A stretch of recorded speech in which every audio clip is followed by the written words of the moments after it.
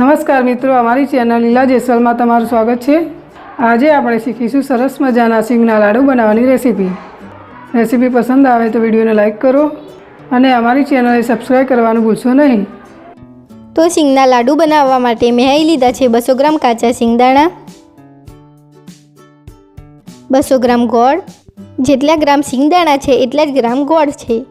પછી 2 ટેબલસ્પૂન શેકેલા તલ, 2 ટેબલસ્પૂન નારિયેળની છીણ અને 1 ટેબલસ્પૂન ઘી। તો સૌથી પહેલાં આપણે ગેસ ઉપર કઢાઈ મૂકીશું, તેમાં સિંગદાણા શેકવા માટે નાખીશું। ગેસની ફ્લેમ મીડિયમ રાખીશું અને તેને બરાબર હલાવતા જઈશું અને શેકીશું।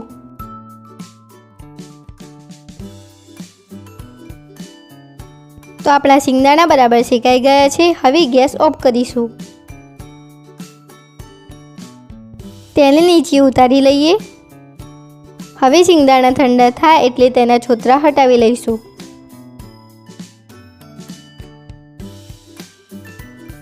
તો આપણે તેના છોતરા હટાવી લીધા છે।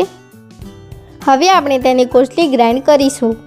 બહુ વધારે ગ્રાઇન્ડ કરીશું તો તે બટર બની જશે। તો આપણે તેને કોર્સલી ગ્રાઇન્ડ કરી લીધું છે, તમે જોઈ શકો છો। એ જ રીતે આપણે તેને ગ્રાઇન્ડ કરવાનું રહેશે। હવે આપણે ગેસ ઉપર ફરીથી કઢાઈ મૂકીશું, તેમાં 1 ટેબલસ્પૂન ઘી નાખીશું। ગેસની ફ્લેમ ધીમી રાખીશું। હવે તેમાં ગોળ નાખીશું। ગોળને ધીમા ગેસ ઉપર જ ઓગાળીશું। ગોળ બહુ વધારે શેકવાનો નથી। ગોળ ઓગળી જાય ત્યાર પછી તેને 1 મિનિટ માટે ઉકાળીશું। 1 મિનિટ પછી તેમાં ગ્રાઇન્ડ કરેલા સિંગદાણા નાખીશું, શેકેલા તલ નાખીશું, છીણેલું નારિયેળ નાખીશું અને પસંદ હોય તો 1/4 ટીસ્પૂન ઇલાયચી પાવડર નાખીશું। ઇલાયચી પાવડર ઓપ્શનલ છે। આ બધી વસ્તુને બરાબર મિક્સ કરી લઈશું।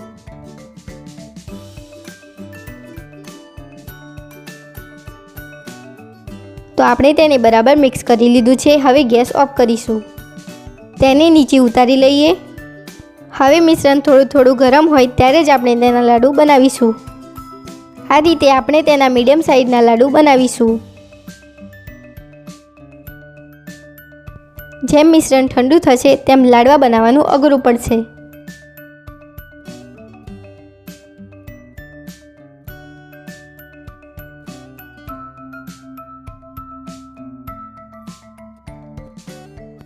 તો આપણે બધા જ લાડુ તૈયાર કરી લીધા છે। આપણા સરસ મજાના સિંગદાણાના લાડુ સર્વ કરવા માટે તૈયાર છે। આ લાડુ તમે ઘરે બનાવીને ટ્રાય કરી જુઓ અને તમારા અનુભવો અમારી સાથે શેર કરો। આવી સરસ મજાની વાનગીઓ લઈને ફરી મળીશું મિત્રો। ધન્યવાદ।